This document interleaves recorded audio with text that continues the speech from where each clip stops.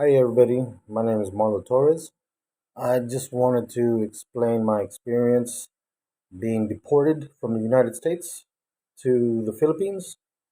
So it all started like this. I was in prison for 20 years and I came up for my third prison. I was turned down two times.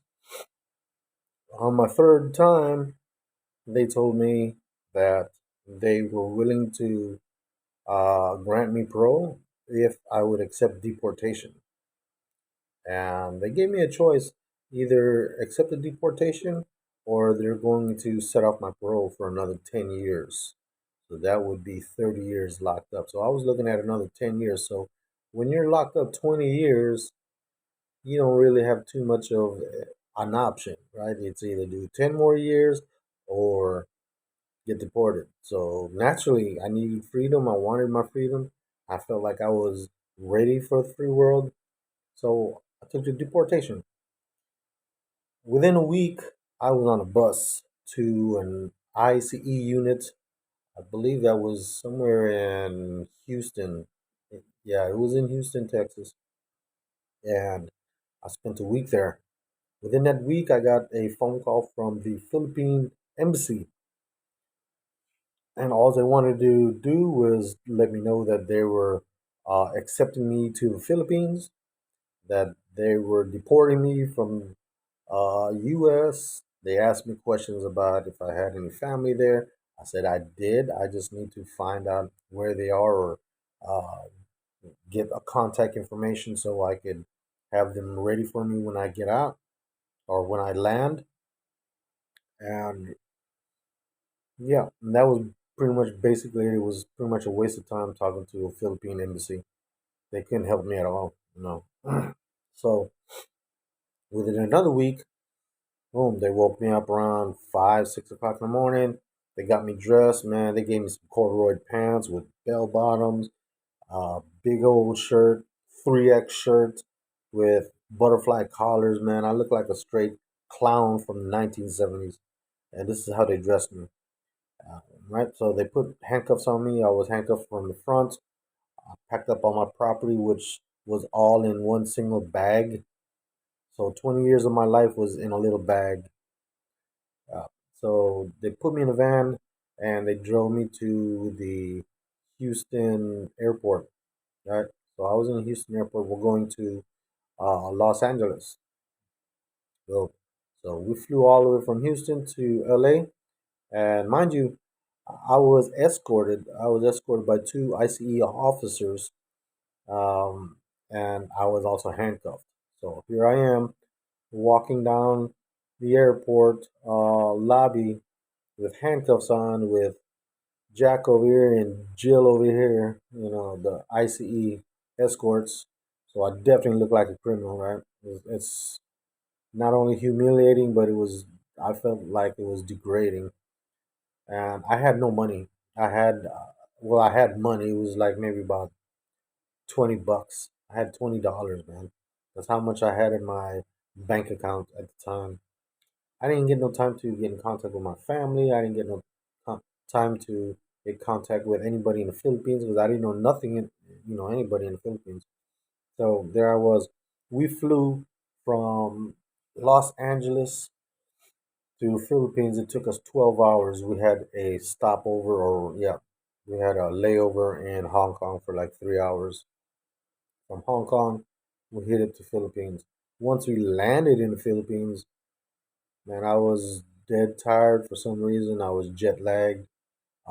They let me out in the airport. It was like 3 o'clock in the morning, and the airport was like there was nobody there. It was empty, right? And boom, they uncuffed me and they told me, "Hey, man, have a good life." Exactly like that. Have a good life. So here I am. I'm stuck in the airport in a foreign land. Mind you, I've been raised in the United States. I've been in the States for over 40 years. So this is the first time for me traveling out of the country to my home land, but I felt like a stranger. I don't know how to use the phone. I don't know what I was gonna do. I don't know what I was gonna do.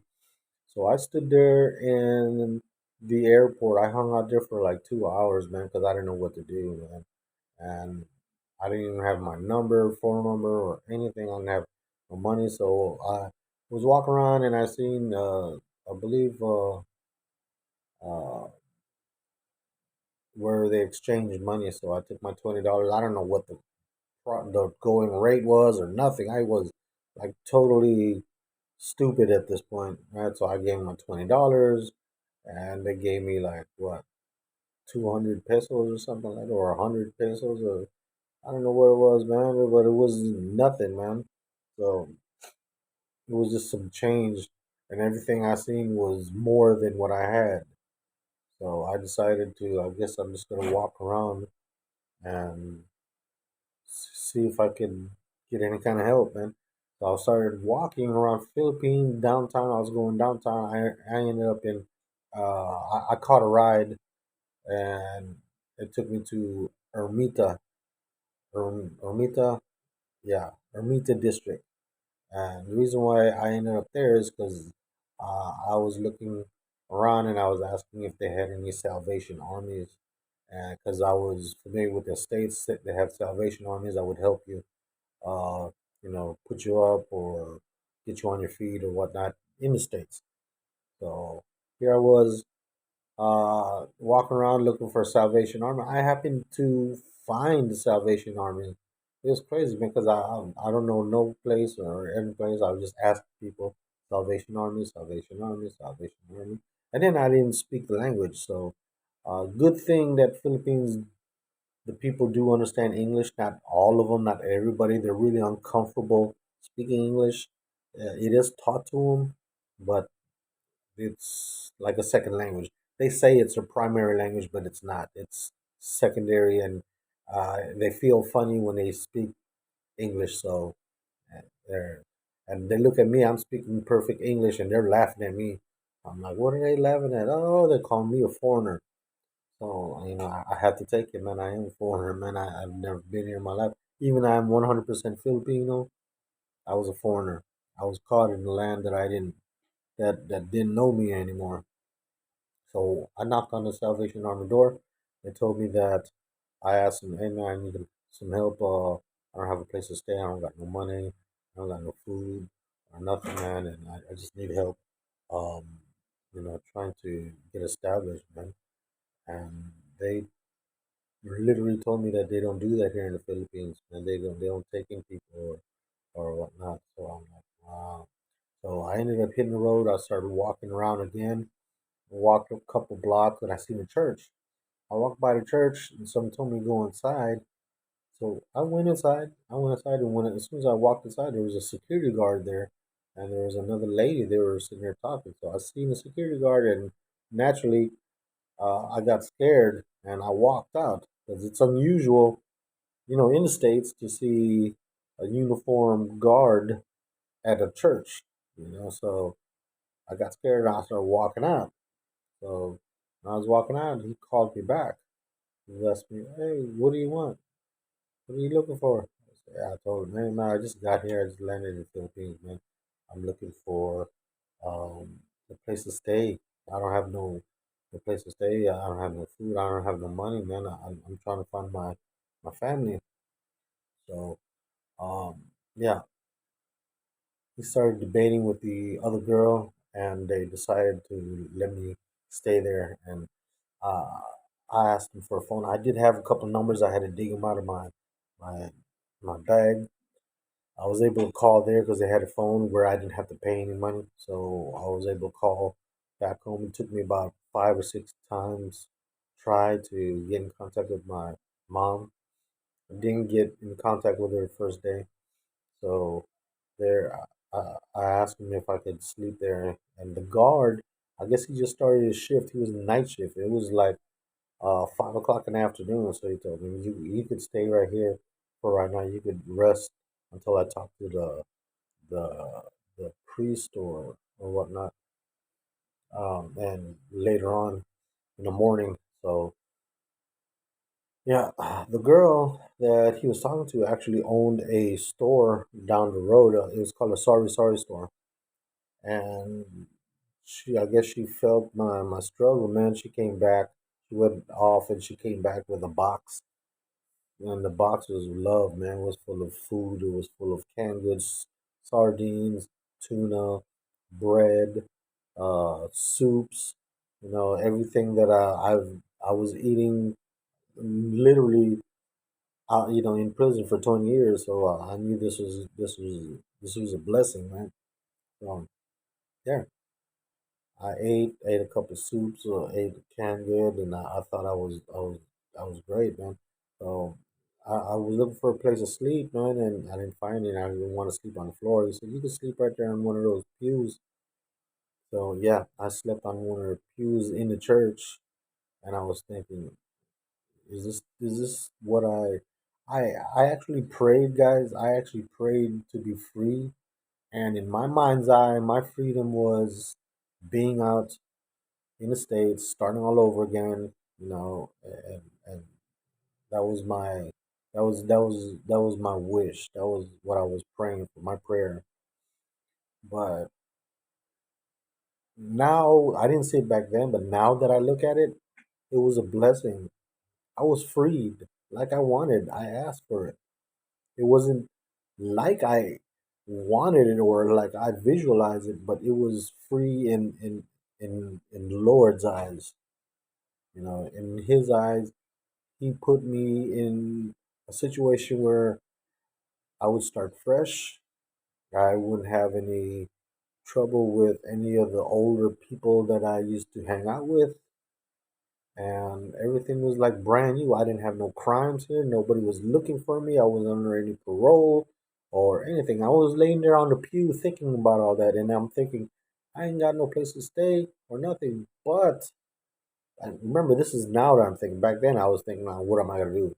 So uh, I was thinking of now that I was blessed.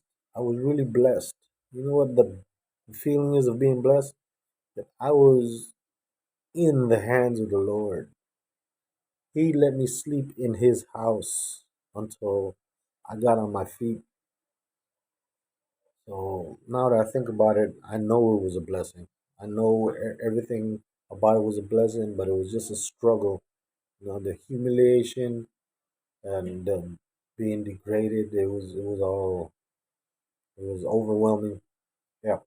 So the next day, the priest came in and I started talking to him. He was asking me about myself, and he asked me about my family. I told him I'm from Iloilo, and he told me that he has a Christian radio station, and we could broadcast my name over the radio station to see if I had any family that would be listening or whatnot. So he did that, and so he actually had gotten a phone call about 2 days later on. I stayed in the church like for 3 days. He actually got a phone call, and it was somebody that knew a Torres, and they asked if they could talk to me. So I talked to him, and it happened to be one of my titas or aunts in the States.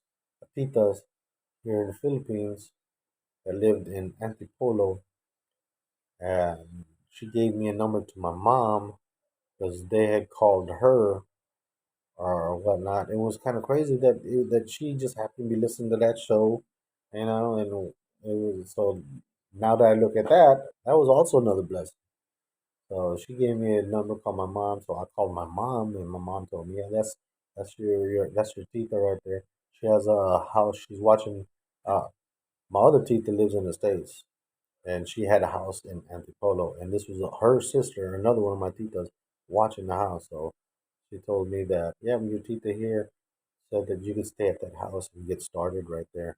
Uh, you know, and yeah, man, and that's how it went down, man. So I ended up saying goodbye to the security guard, man, and gave him thanks. I don't even know his name, man, or the lady that gave me all the food, man, or the priest. They all was just super helpful, man. In my time of need, I was blessed. I was helped, and yeah, and everything else just fell into place.